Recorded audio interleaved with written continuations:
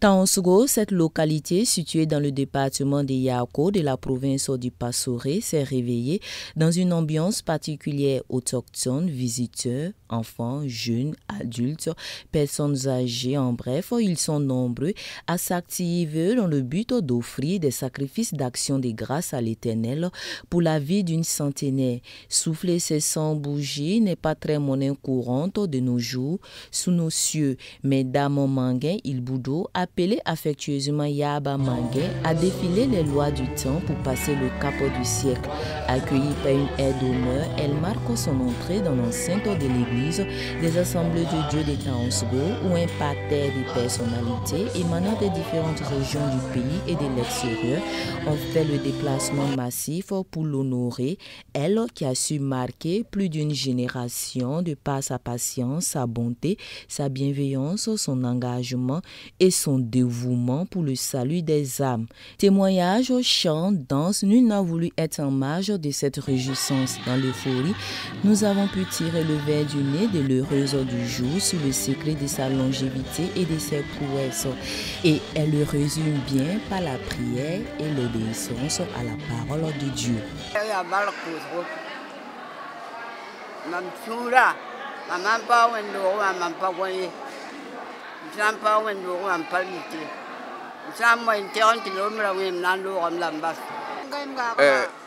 J'ai vu trop de souffrance et j'ai vu la main de l'Éternel.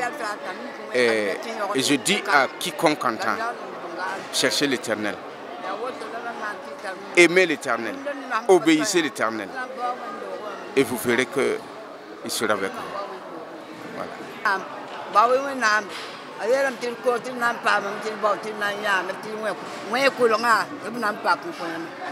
Quand on fête ses 100 ans, on a le privilège de réunir autour de soi plusieurs générations. Yaba Manguin ne déroge pas à cette règle. Sa descendance se présente comme suite: 8 enfants, dont un qui a tiré sa révérence, 63 petits-fils, 103 arrière-petits-enfants et 15 arrière-arrière-petits-fils. La tenue de cette cérémonie est d'ailleurs à l'initiative de ces derniers qui ont voulu par là traduire toutes les reconnaissances et les gratitudes à l'Éternel pour ses multiples grâces et faveurs. Bon, il y a un barcos, ton père dans nos parents nous ont éduqués dans la foi. Et c'est ce qui nous rend forts, ce qui nous rend toujours, ce qui nous permet de vivre cette foi, cette vie, ce courage dans la foi. Voilà. Donc, il y a plusieurs choses qui se sont passées, les difficultés, j'allais dire, qui se sont passées, mais dans cette vie de foi, ils nous ont amenés à traverser ces difficultés du moment.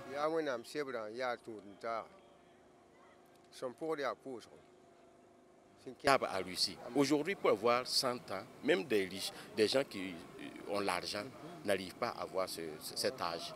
C'est une grâce de Dieu.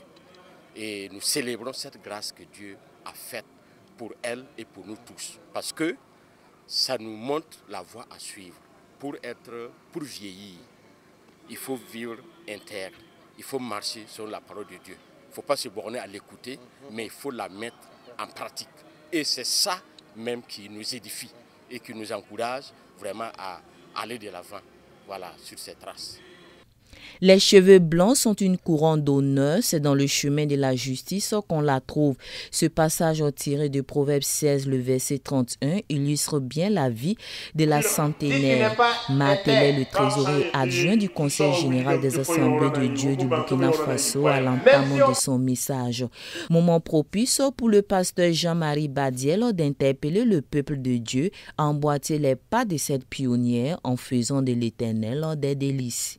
Et tout d'abord, nous voulons souhaiter joyeux anniversaire à notre grand-mère et à notre mère et en même temps l'encourager à toujours garder le secret et dans lequel elle a évolué jusqu'à ses 100 ans, à garder toujours ce secret et surtout l'encourager à léguer ce secret-là à sa descendance qui pourra perpétrer la connaissance de Dieu et la présence de Dieu. Cette vie empreinte d'enseignement séduit à juste titre plus d'un qui aspire à vivre une expérience similaire.